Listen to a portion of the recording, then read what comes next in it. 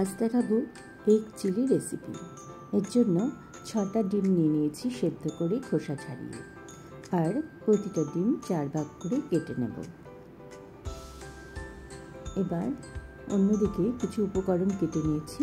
এর মধ্যে আছে পেঁয়াজ, টমেটো, কাঁচা লঙ্কা, গাজর, ক্যাপসিকাম আর রসুন। এখানে ডিমগুলো আমার কাটা হয়ে গেছে। আর একটা বাটি নিয়ে নিয়েছি, এখানে একটা ডিম আমি ফাটিয়ে নেব। ডিম ফাটানো হয়ে গেছে।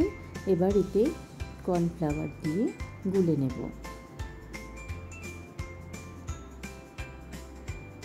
কর্নফ্লাওয়ার দিয়ে গোলা হয়ে গেছে।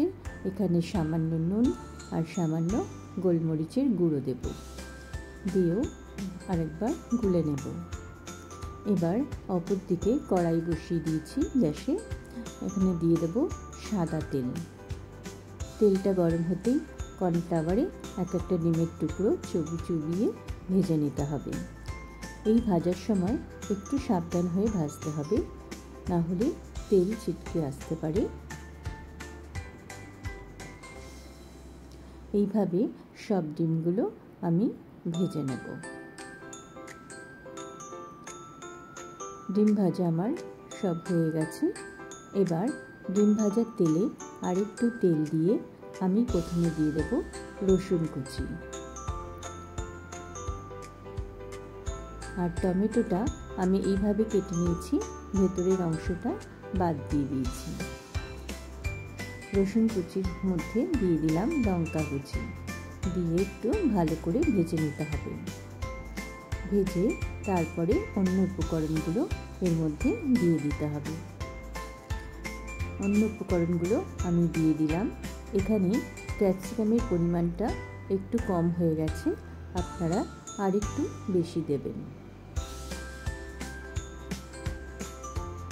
দিয়ে হাই ফ্লেমে অল্প নুন দিয়ে সবজিটা ভেজে নিতে হবে। আর এখানে একটা বাটিতে আমি নিয়ে নিয়েছি টমেটো সস আর সোয়া সস। আপনারা চাইলে চিলি সসও অ্যাড করতে পারেন।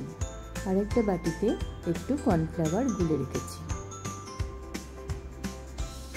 সবজিগুলো একটু নাড়াচাড়া করে হাই ফ্লেমে ভেজে তারপরে আমি একে একে অন্য উপকরণগুলো দিয়ে দেব। দিয়ে দিলাম সস, দিয়ে ভালো করে নেড়েচেড়ে দিয়ে দেব গোলমরিচের গুঁড়ো, অল্প একটু চিনি দিয়ে ভাজা ডিমগুলো দিয়ে দিলাম।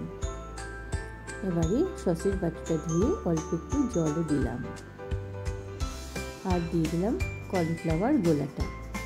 দিয়ে হাই ফ্লেমে ভালো করে রান্না করে নেব। ব্যাস হয়ে গেছে এগ চিলি রেসিপি। এটা গরম গরম রুটির সাথে খেতে খুবই ভালো লাগে। দেখুন আমি পরিবেশনও করে দিলাম।